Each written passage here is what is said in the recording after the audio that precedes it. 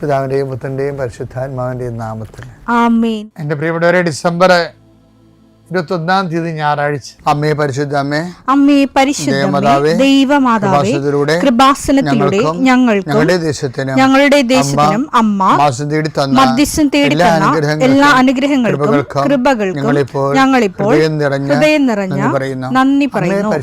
അമ്മേ പരിശുദ്ധമേ, ദൈവമാതാവേ, 2004 ഡിസംബർ 7 ഉച്ചകഴിഞ്ഞ് 2:30 കൃപാസനത്തിൽ സംഭവിച്ച അമ്മയുടെ പ്രത്യക്ഷപ്പെടലിനെക്കുറിച്ച് തിരുസഭയ്ക്ക് സമർപ്പിച്ചിരിക്കുന്ന പഠനരേഖകളുടെ സഭാത്മകമായ പഠനം ആരംഭിക്കുവാൻ ഞങ്ങൾ പ്രാർത്ഥിക്കുന്നു. അമ്മേ പരിശുദ്ധമേ, ഭൂസ്വർലോകങ്ങളുടെ രാജ്ഞിയായ അങ്ങേയ്ക്ക് ഭൗമസംരക്ഷണത്തിനായി പ്രപഞ്ചപ്രകൃതിയെ തന്നെ തിരുസഭ പ്രതിഷ്ഠിക്കുവാൻ ഈ പ്രത്യക്ഷീകരണം വഴി ഇടയാക്കണമേ. പരിശുദ്ധമേ, ജപമാല മാതാവേ, സകല കൃപാസനം പ്രാർത്ഥനയോടും ചേർത്ത് ഞങ്ങളിപ്പോൾ പ്രാർത്ഥിക്കുന്ന ഈ കുടുംബത്തിന്റെ പ്രത്യേക നിയോഗം മക്കളെ.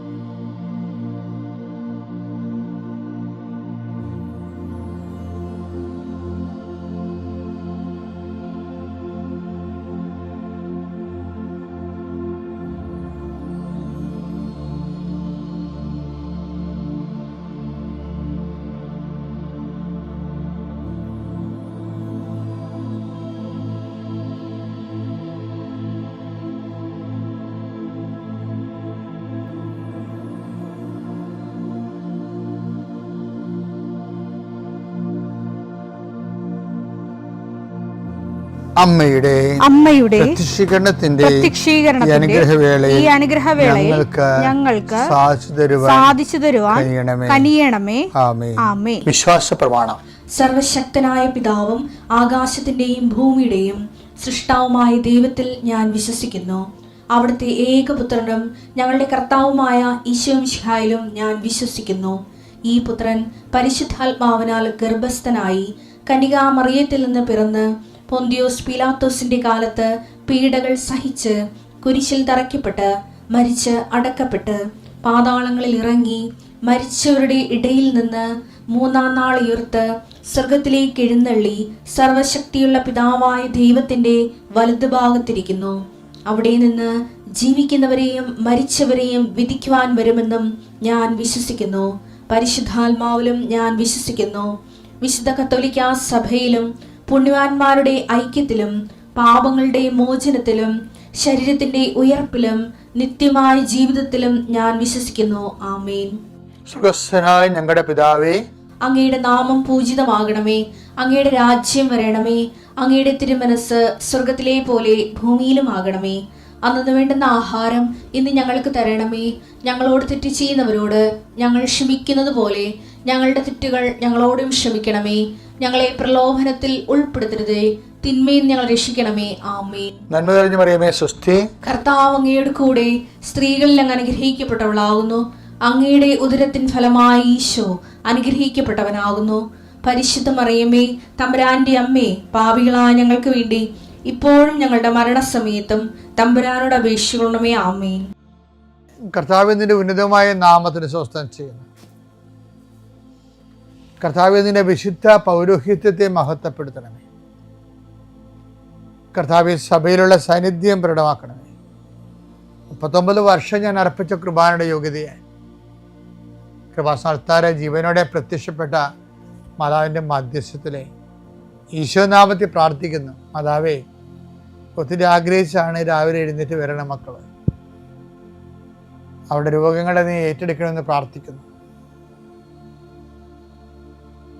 അവരെ നീ സാന്ത്വനപ്പെടുത്തണം. പ്രത്യേകിച്ച് ശാരീരികമായ അവശതകളും രോഗങ്ങളും പരുക്കളും പൊറുക്കാത്ത മുറിവുകളും ഉള്ളവർ, കർത്താവെ, അവരെ ഈ പ്രഭാതത്തിൽ അങ്ങ് സ്പർശിക്കണേ ഈശോയെ. കർത്താവെ, ചിലരൊക്കെ ഒരു ദിവസമെങ്കിലും ഒന്ന് ശരീരത്തിന് രോഗമില്ലാതിരുന്നെങ്കിലും ആഗ്രഹിക്കുന്ന രോഗികളാണ്. കർത്താവെ, കണ്ണീരോടെ പ്രാർത്ഥിക്കുന്നു, അവരെ നീ കൈവിട്ട് കളയരുത്. കർത്താവെ, സമാധാനത്തിന് വേണ്ടി പ്രാർത്ഥിക്കുന്നവരുണ്ട്, ഉറക്കം ഇല്ലാത്തവരുണ്ട്. കർത്താവ്, ഒരു വീട്ടിൽ തന്നെ താമസിച്ചിട്ട് എല്ലാവരും പരോക്ഷമായിട്ടും പ്രത്യക്ഷമായിട്ടും ഒക്കെ അവഗണിക്കുകയും ഗ്രൂപ്പുകൾ ഉണ്ടാക്കുകയും അതിൻ്റെ ആ ഗ്രൂപ്പിൽ പെടാത്തതിൻ്റെ പേരിൽ ഞെരുക്കപ്പെടുകയും ചെയ്യുന്നവരുണ്ട്. അത്രയും വലിയ തിന്മയുടെ ഭവനത്തിൽ നിന്ന് എവിടെയെങ്കിലും ഓടി ഒളിച്ചാൽ മതിയെന്ന് ഓർത്ത് വിഷമിക്കുന്നവരുണ്ട്. ഈശോയെ, അങ്ങനെ ഒറ്റപ്പെട്ടു പോയവരെ നീ താങ്ങിയെടുക്കണമേ എന്ന് പ്രാർത്ഥിക്കുന്നു. കർത്താവേ, ജപ്തി നടപടികൾ, സാമ്പത്തിക ബാധ്യതകൾ, കർത്താവേ, ഇറങ്ങിക്കൊടുക്കണമെന്ന് പറഞ്ഞിരിക്കുന്നവരെ, പൈസ അടക്കാൻ പറഞ്ഞിരിക്കുന്ന ഡേറ്റുകൾ, പൈസ കൈ തികയാത്തവർ, പൂർണ്ണമായിട്ടും ഇല്ലാത്തവർ, അവരെയൊക്കെ നീ സന്ധിക്കണം.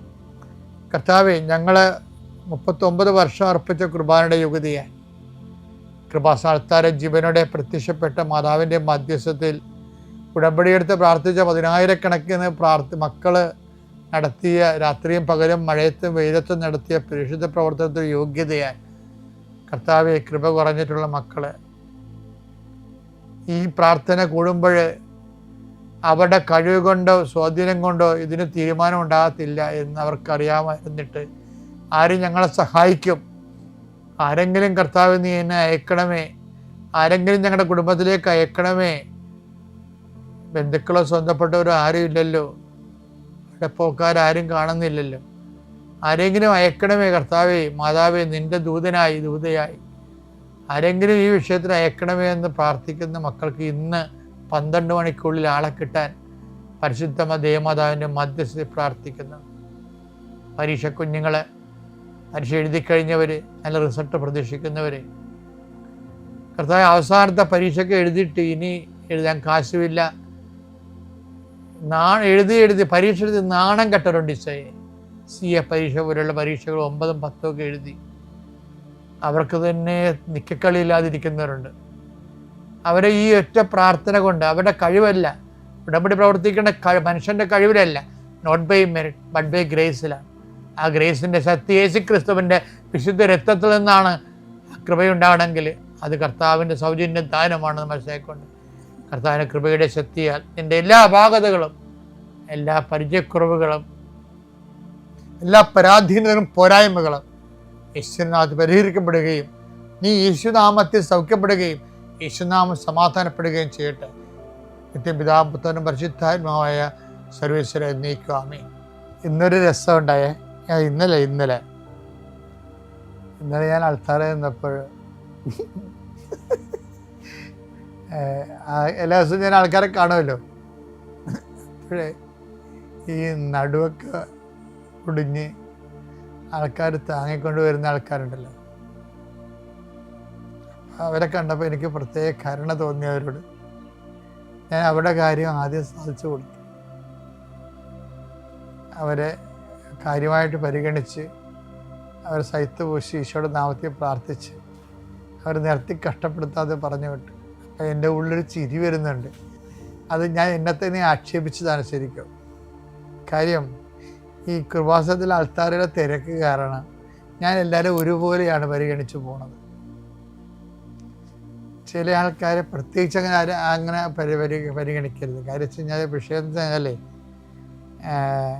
നമുക്ക് കൃപാസനം ടോക്കിൻ്റെ തന്നെ ഒരു രീതി എന്ന് പറയുന്നത് എന്താണ്, കസ്റ്റമർ കെയർ ചെയ്യത്തില്ല ഞങ്ങളാരും.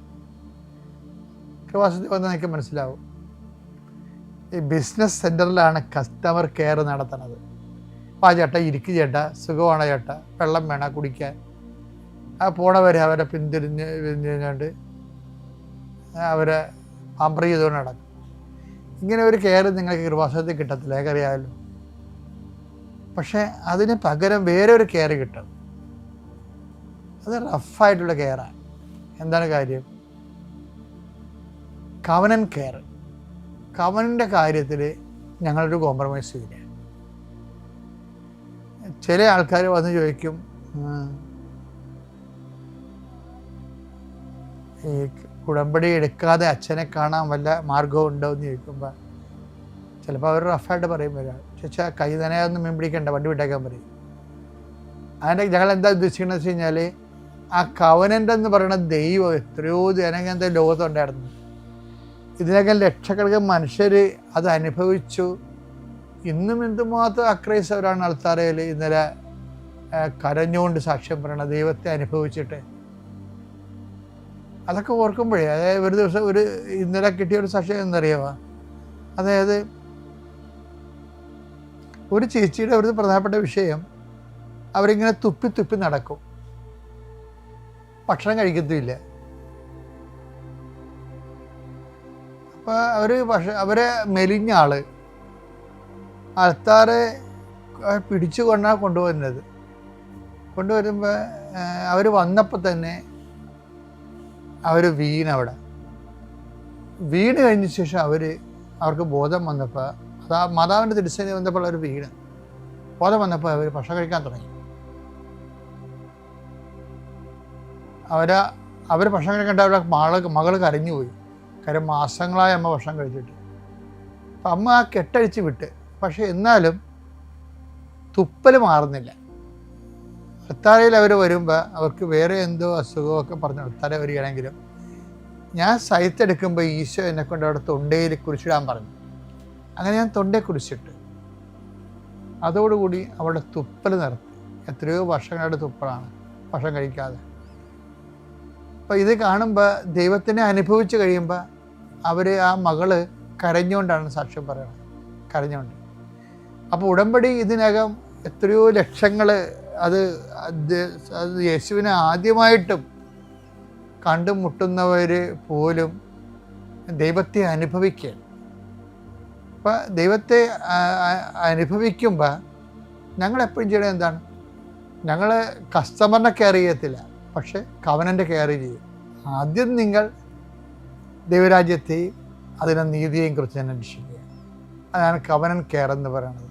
മത്തായി 6:33 നിങ്ങൾ ആദ്യം അവിടുത്തെ രാജ്യവും അവിടുത്തെ നീതിയും അന്വേഷിക്കുക, അതോടൊപ്പം മറ്റുള്ളവയെല്ലാം നിങ്ങൾക്ക് ലഭിക്കും. കവനന്റെ കൃത്യവും വൃത്തിയായിട്ട് എടുക്കാൻ വേണ്ടി, അത് ജീവിക്കാൻ വേണ്ടി ഞങ്ങൾ അവരെ ഞങ്ങളെ ട്രെയിൻ ചെയ്യും. പിന്നെ കവനനെ തെറ്റിക്കുന്നവരോട് വളരെ ശാസനാപൂർവ്വം സംസാരിക്കും. അൾത്താരയിലൊക്കെ ഞാൻ സംസാരിക്കേണ്ടത് നിങ്ങൾക്ക് മനസ്സിലാകും. കുർബാനയ്ക്ക് വളരെ കർക്കശമായിട്ട് സംസാരിക്കും. നിങ്ങൾ ആലപ്പുഴ വന്ന് പണി മേടിക്കരുത് തന്നെ ഞാൻ പറയും. എന്താ കാര്യം? ചില ആൾക്കാർക്ക് ക്രിസ്തുവിന് അനുഗ്രഹം വേണം, ക്രിസ്തുവിനെ വേണ്ടേ. അപ്പം ഞങ്ങൾ ദൈവമാണെങ്കിലും ക്രിസ്തുവിൻ്റെ കൂടെ അനുഗ്രഹം കൊടുക്കത്തുള്ളൂ. ഞങ്ങൾക്ക് ഏൽപ്പിച്ചിരിക്കുന്ന ജോലി അത് തന്നെയാണ്. അതുകൊണ്ട് ഞങ്ങളും ക്രിസ്തുവിൻ്റെ കൂടെ മാത്രമേ അനുഗ്രഹം കിട്ടാനുള്ള സാഹചര്യം ഉണ്ടാക്കത്തുള്ളൂ. അപ്പോൾ കസ്റ്റമർ കെയർ, കവനൻ കെയർ, അത് നിങ്ങളും അതുപോലെ തന്നെയായിരിക്കണം. നിലപാടിൻ്റെ കാര്യത്തിൽ ക്രിസ്തുവിനായിരിക്കണം ഒന്നാം സ്ഥാനം. എന്നാൽ പിന്നെ ക്രിസ്തു നിങ്ങളെ തിരിച്ചറിയും. അറിഞ്ഞു കഴിഞ്ഞാൽ പിന്നെ നിങ്ങളെ അനുഗ്രഹിക്കും.